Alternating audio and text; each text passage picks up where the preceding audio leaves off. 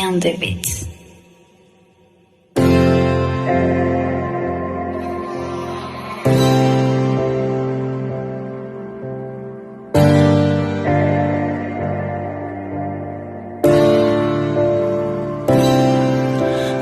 Cho te phong no hư amati te chele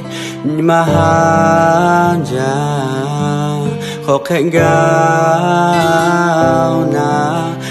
cho te phong no hư che sha cheo na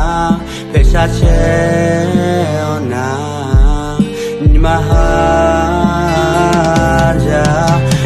cho te phong no hư tha ni mahaja ne nga te gai che ti yo ya go mu mi lo no hư ge ko la ga cho ko la ma ga lo ya ko to ho ta la le la ga ve te ni ko la tu ma phe ya o cho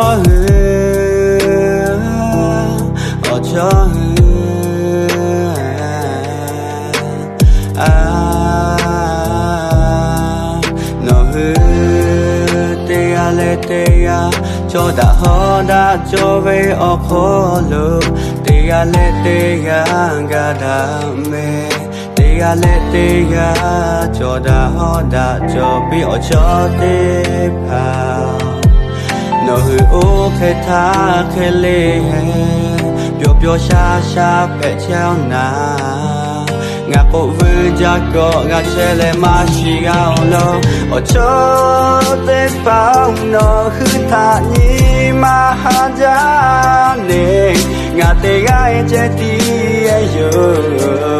ya go mu mi lo no hư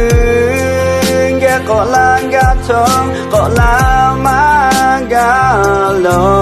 ya ko tho ho ta la le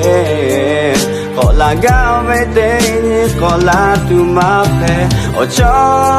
te pa no hư ta ni ma ha ja ni nga ko la ga tho